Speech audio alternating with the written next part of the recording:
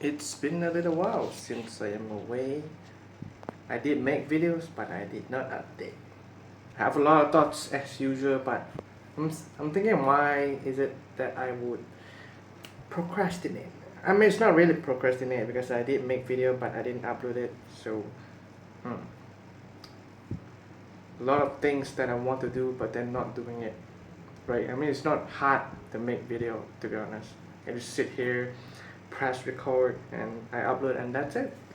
I think it's because my expectation of how things should be and uh, what I want it to be. For example, if I make a videos, I mean, who's gonna do like who's gonna hold like this, right? And then just very unstable, and then also background noise, and maybe unexpected noise as well. Microphone. I want to buy a microphone, but is it worth it just for YouTube? Maybe, maybe not. I think I have a voice, and that this voice is a gift because I like to share. I have a lot of thoughts, and I love to share about my emotion, my experience, and my knowledge, whether it's about life experience or art, or just the thing that I learn, or just the thing that I encounter on my daily life. Maybe I just take time to understand myself.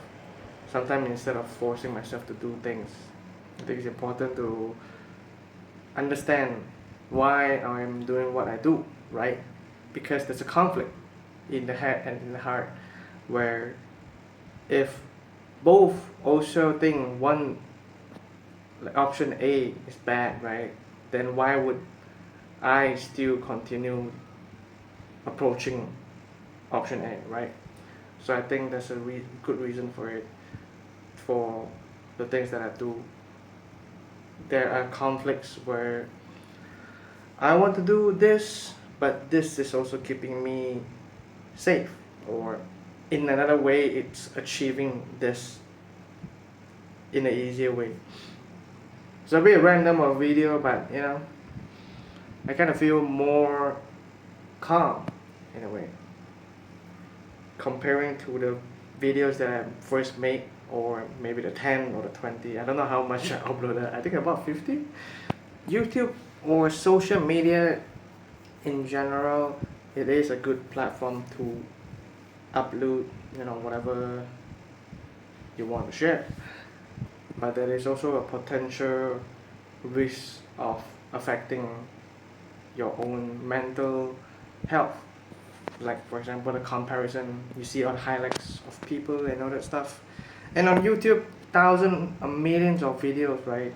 How is my video going to reach big audience, right? And I'm not gonna lie that I don't care about views and all that stuff. I mean, I make videos not just for me, but I wanted to show people. I wanted to, have community. I wanted to know what are the thoughts of others. I want to know the experience of others. I want to know what other things as well. And I do admit that I care a lot of what other people thinks about me, and to a point that I overthink and worry. So, in a way, YouTube is a growth. If we look, if you don't look at all the status and fame and all that stuff, right? YouTube is a great tool for me to express myself and to document my journey. It's kind of like a public diary, I guess. I mean, you expected people to comment whatever is on their mind. Maybe they would judge you or whatever. But I think, in a way, the difference is when you're telling people in real life of the things in your head or in your heart, you're expecting to get more instant reaction, right? Whereas on YouTube like this, I upload and then that's it. Because as I'm speaking right now, it's just me talking to myself. I don't know how to explain it. It's a way to express myself without needing people to react or validate me right now. So I think that's the difference.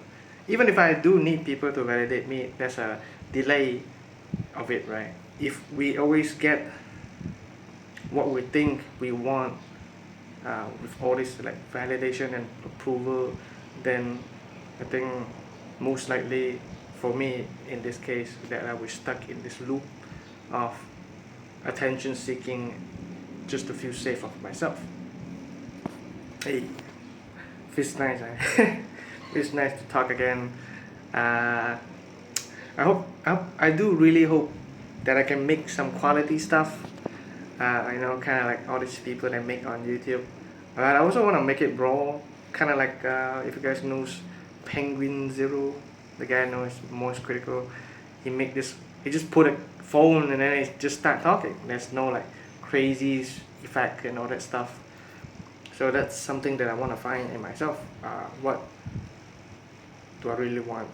Which is honesty, authenticity, just being genuine, basically. Um, yeah, I look forward, I guess, if I have more thoughts.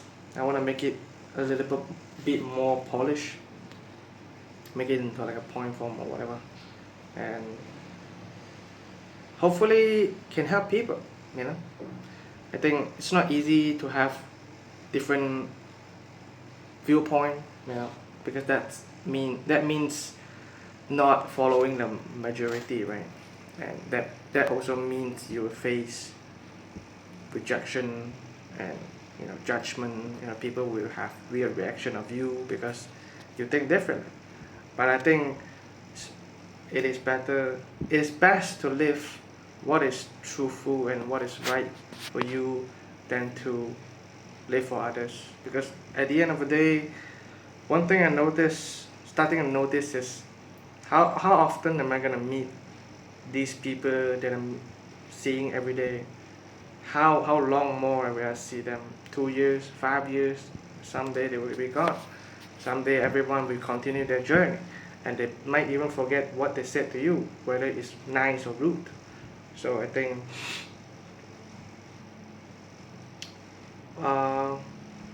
I think to have independency, I notice I've been too dependent on others for a lot of things, for their opinions, for their action, and I want to be a man of my own too. Yes, I know there are a lot of things that I can do with myself. For example, financial security and all that stuff. But I believe there are always things that I can do. There are always options that I can make, no matter how worse is the situation. And yeah, I'll see you next time, I think. Bye.